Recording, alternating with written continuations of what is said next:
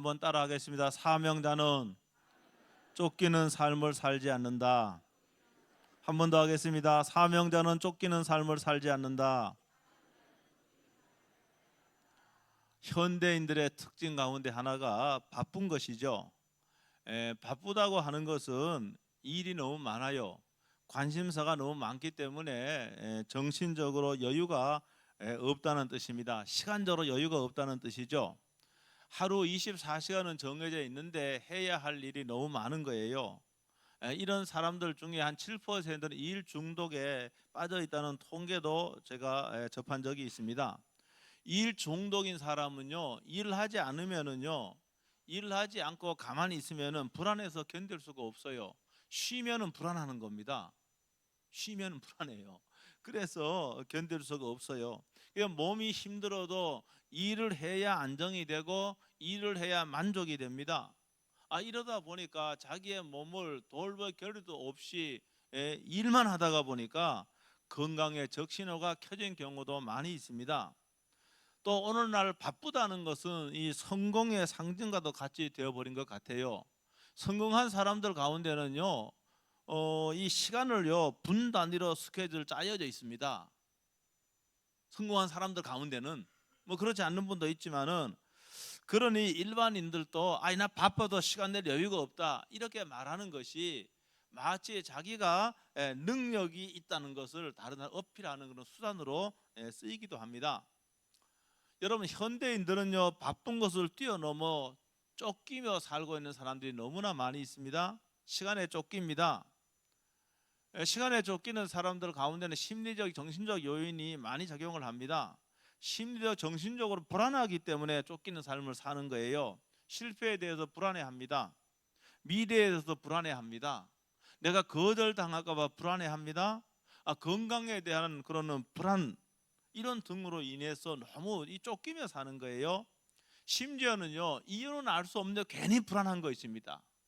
이유를 찾아내려고 해도 이유를 모르겠어요. 그런데 늘 불안한 사람도 있다는 것이죠. 지나친 심리적인 불안을 심리학에서는 불안장애라 그럽니다. 불안장애라 그래요. 현대인들이요, 제가 알고 있는 그 목회자 한 분도 이 공황장애 때문에 상당히 이제 고생을 하는데, 이것도 불안장애의 일종입니다. 괜히 숨이 막히는 거예요. 가슴에 그 맥박이 빨라지고요, 답답해서 이러다가 내가 죽을 줄 모르겠다, 이런 죽음의 공포가 이렇게 몰려오는 겁니다. 사실 이게 몸의 장애 못지않게 신체 장애도 크지만 신체 장애 못지않게 이 심리적이고 정신적인 장애로 인해서 행복하지 못한 사람이 많이 있습니다. 여러분, 이런 불안 장애는요 무엇보다도 본인이 행복한 삶을 살지 못하게 하는 요인이 됩니다. 그러니까 육체파 여배우로 널리 알려진 마릴린 먼로, 이거 아시죠? 사진 딱 기억나죠? 예? 뭐 스커트 같이 올라가는 사진도 있고 말입니다. 육체파 여배우, 성공한 사람 아닙니까? 여러분, 이런 그녀가 스스로 생명을 끊기 전에 이런 말을 남겼습니다. 그의 글에, 나는 남보다 많은 인기를 얻고 성공을 거두고 부족함이 없이 모든 것을 가졌습니다. 그러나 인생의 목적을 잃어버렸습니다. 나는 왜 살아야 하는지에 대한 이유를 말할 수가 없습니다 라고 했습니다. 여러분, 바쁘다고 다 좋은 것은 결코 아닙니다. 나는 무엇에 바쁘냐, 스스로에게 질문을 던져봐야 됩니다. 왜 내가 쫓기며 사는지 스스로에게, 여러분, 무엇 때문에 쫓기며 사는지 여러분 스스로에게 물어보고 자신을 돌아봐야 됩니다. 그래서 우리 사람은요 동물과 달라요. 그래서 늘 우리는 자신을 성찰하는 자기만의 시간이 필요합니다. 목회자만 그런 게 아니에요. 그래서 단 한 번뿐인 생애가 정말로 제대로 가고 있는지를 우리는 점검을 해야 되는 겁니다. 점검하지 않으면 문제가 생겨버리는 거예요.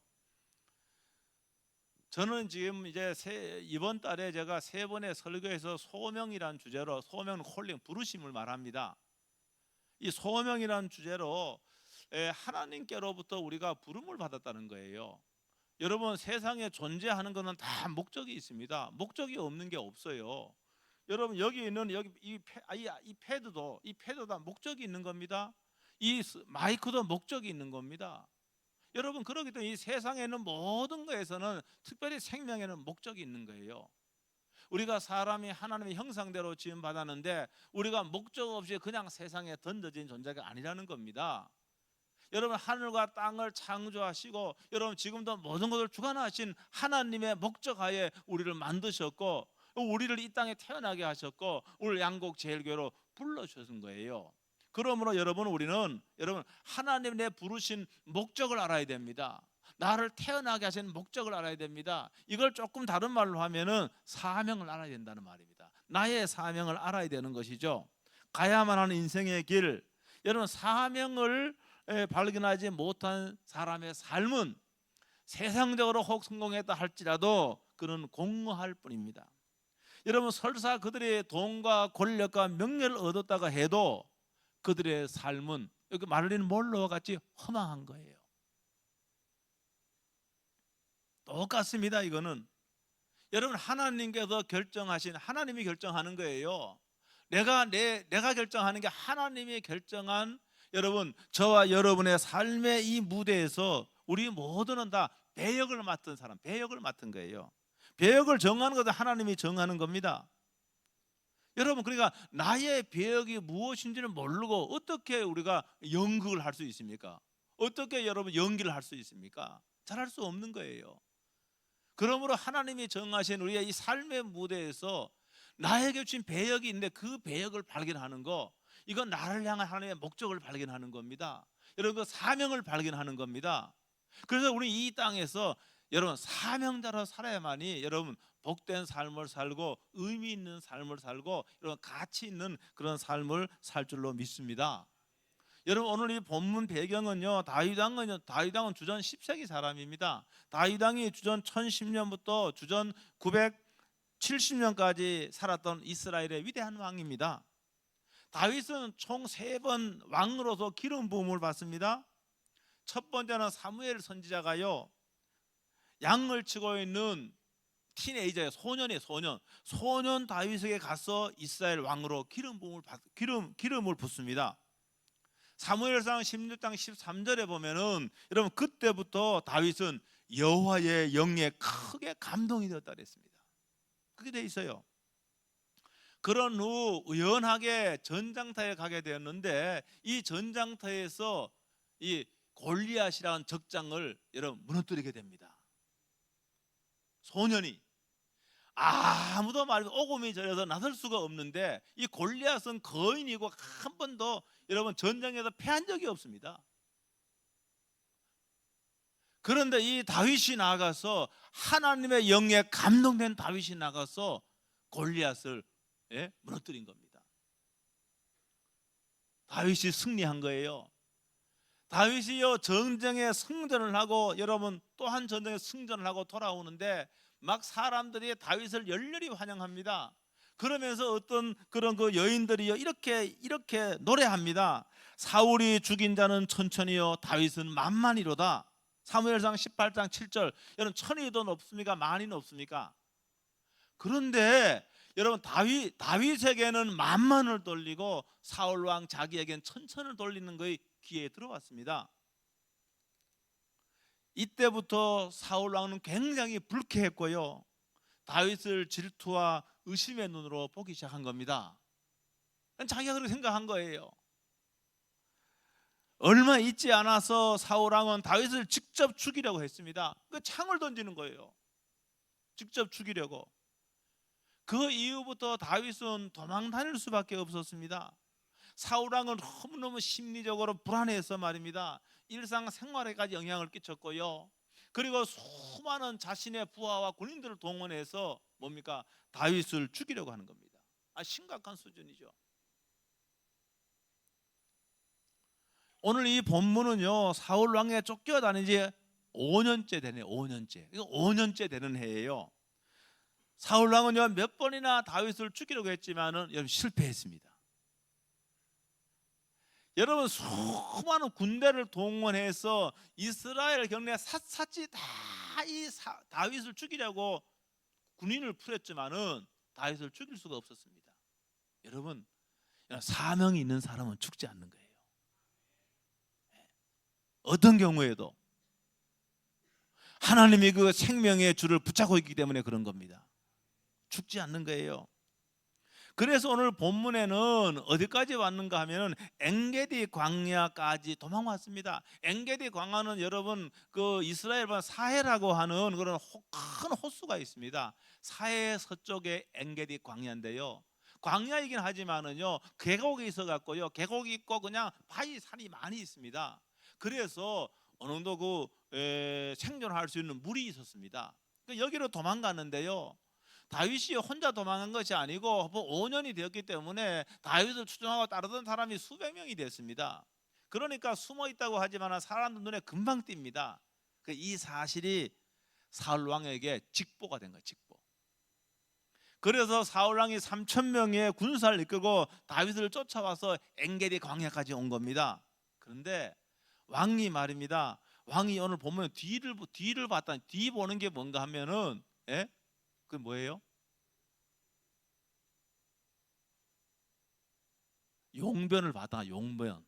오늘 여기 본문에 보니까 뒤 본다는 말이, 그러니까 용변은 용변인데 적은 거야, 큰 거야? 큰 거야, 큰 거. 근데요 왕이요 긴 옷을 입었기 때문에 옷을 벗어놓고, 제가 이 옷 입고 할 수 있겠습니까? 없겠습니까? 이 옷 입고 할 수 있다고요? 못하지요. 이 옷 입고 벗어놓고 해야지요. 그러니까 이 사울 왕도 긴 옷을 벗어놓고 지금 거사를 치르고 있는 거예요. 여러분, 그런데 그 굴 깊숙한 곳에 다윗의 일행이 응거하고 있었던 거예요. 그래서 오늘 본문 4절에 보니까 다윗의 참모들이 이렇게 이야기합니다. 4절 이렇게 이야기합니다. 4절 한번 다 같이 한번 읽어보겠습니다. 다 같이 시작.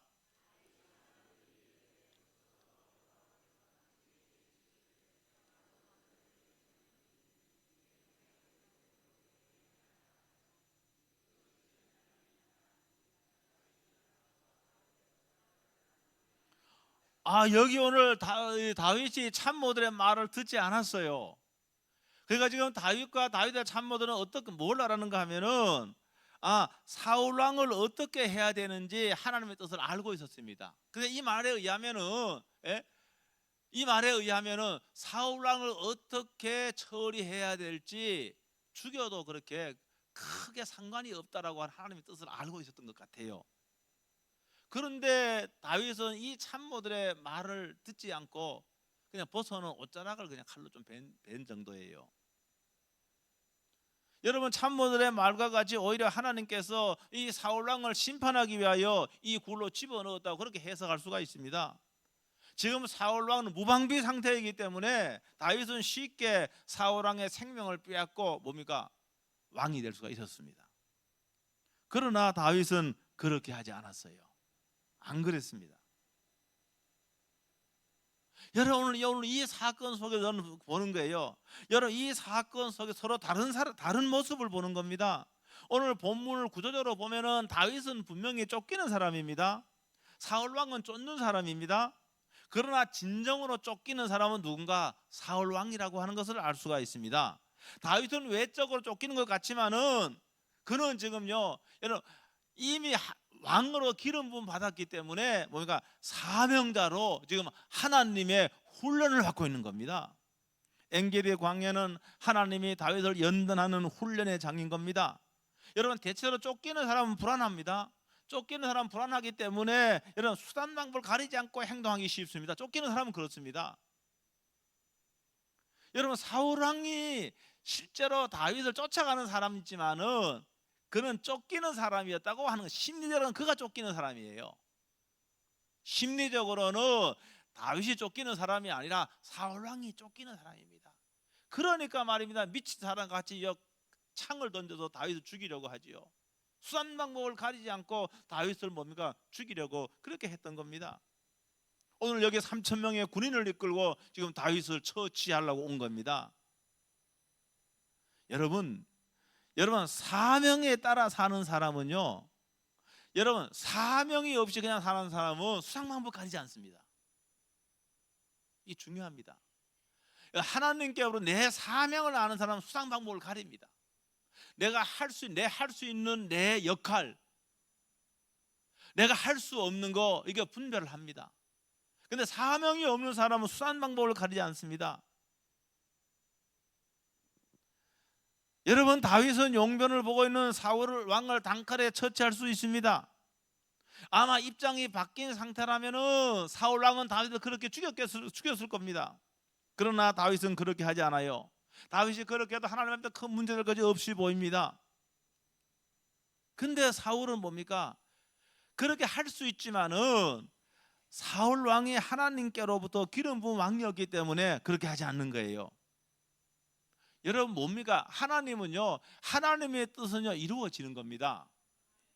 내가 불의한 방법으로 내 힘으로 무방비 상태에 있는 사울 왕을 죽이지 않아도 이스라엘의 왕으로 나를 부르셨다고 한다면 그 뜻은 반드시 이루어진다라고 하는, 여러분, 제가 그렇게 해석을 하는 겁니다. 다윗은 그런 믿음이 있었던 것 같아요.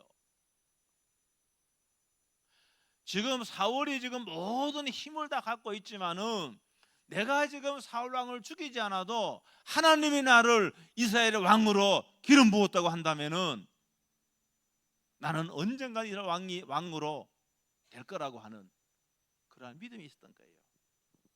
여러분, 이렇게 되면은 이게 다윗이요, 하나님이 나를 사명자로 불렀다고 한다면은 그게 마음의 여유가 있는 거예요. 여러분, 사명 없이 그냥 사는 사람 늘 여유가 없는 거예요. 늘 불안하고요, 여유가 없는 거예요.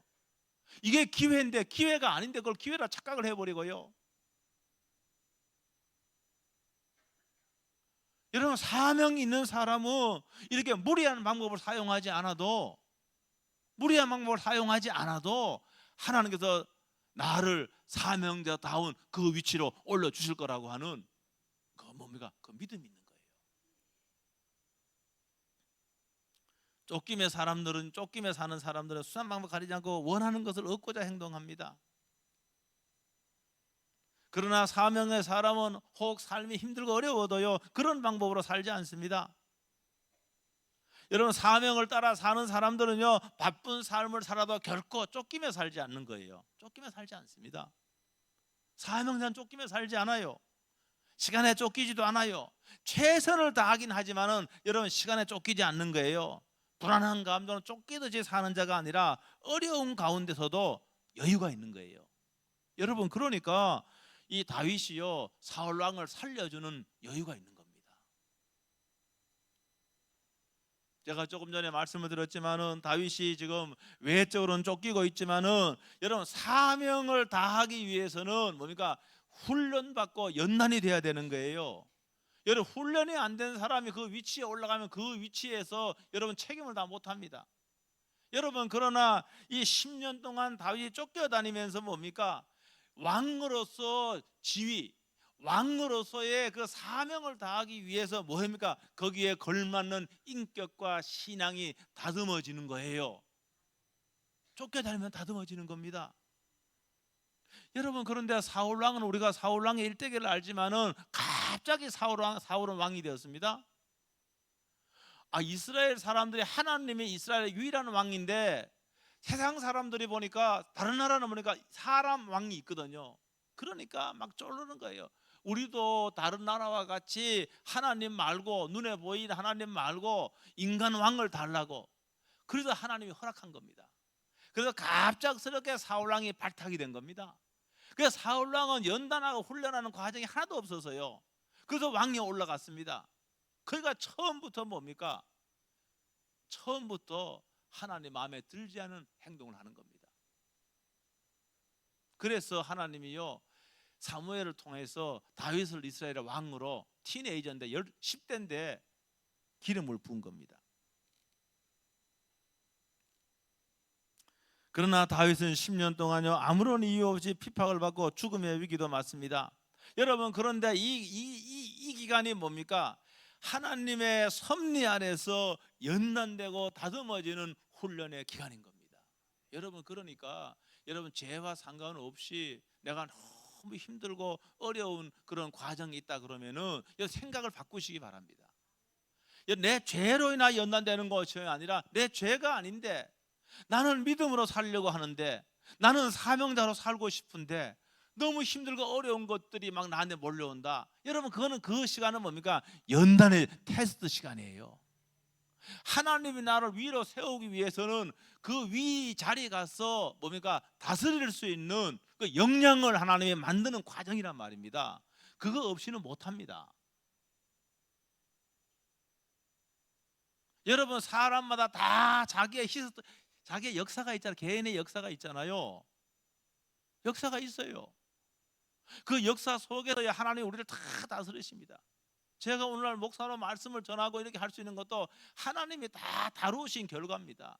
하나님이 다루지 않았다면 절대 있을 수 없는 일을 지금 제가 할 수 없는 일을 지금 하고 있는 거예요. 그거는 왜 그런가? 하나님이 나를 연단하고 다루셨기 때문에 그런 겁니다. 여러분 똑같습니다. 여러분 사명자는 매일매일 하나님 맡겨주신 사역에 최선을 다합니다. 여러분 근데 쫓기듯이 그 일을 하지 않습니다. 여러분 다윗같이 쫓기는 것 같이 보여도 쫓기는 것이 아니라 혹 어려움이 있으면 하나님 나를 훈련하고 계시는구나. 하나님이 지금 나를 하나님의 사람으로 만들어가고 계시구나. 그렇게 해석을 해버리는 거예요. 그렇게 생각을 해버리는 겁니다. 또 그게 맞는 거예요. 사울 왕과 같은 사람이야말로 여러분 불안한 심리로 다윗이 내 왕자를 빼앗을 수 있다, 이러한 불안한 심리로 여러분 쫓기며 살고 있는 겁니다. 쫓기며 살고 있는 사람은 불행한 삶을 살고 있는 거예요. 오늘 저와 여러분들이요, 꼭 여러분들이 여러분 사명을 발견하시기 바랍니다. 존재하는 모든 것은 목적이 있는 거예요. 목적 없이 존재하는 것은 없습니다. 여러분 그러니까 우리가 하나님의 형상대로 지음을 받은 우리가 목적 없이 이 땅에 던져진 존재가 아니라고 하는 거예요. 그 제가 말씀드리지만 여러분이 말씀을 읽고 여러분 기도할 적에 여러분의 사명을 발견하는 겁니다. 여러분 사명은 꼭 말입니다. 꼭 목사가 되는 것만 말하는 게 아니라 그랬습니다. 여러분 직장에서 가정에서 하나님이 여러분에 준 그 사명을 발견하고 여러분 직장에 충성하고 여러분 가정에 충성하고 하나님의 거룩한 일에 또 성직이 있잖아요. 거기에 여러분 충성하면서 여러분 부르심을 입고 여러분 사명자로 사는 여러분 되시길 주의 이름으로 축복합니다. 쫓기며 살지 마세요. 사명을 발견한 사람은 쫓기며 살지 않습니다. 여러분 불안하면서 쫓기듯이 살지 않는단 말입니다. 최선을 다하지만 늘 마음에 여유가 있는 거예요. 이 사람이 행복한 삶을 살 수 있는 겁니다. 그런 은혜가 사랑하는 성도 여러분에게 있길 주의 이름으로 축복합니다. 꼭 여러분들이 사명을 발견을 하고 여러분 사명자로 살아서 이런 복된 삶을 살 수 있게 주의 이름으로 축복합니다. 이 시간에 한번 통성으로 기도하겠는데요. 여러분 기도하시기 바랍니다. 하나님 내가 꼭 해야만 된 사명이 뭡니까? 하나님 저를 통하여 하시고자 하는 일이 무엇이 있습니까? 말씀해 주세요. 이렇게 기도하시길 주의 이름으로 축복한 통성을 한번 기도하겠습니다.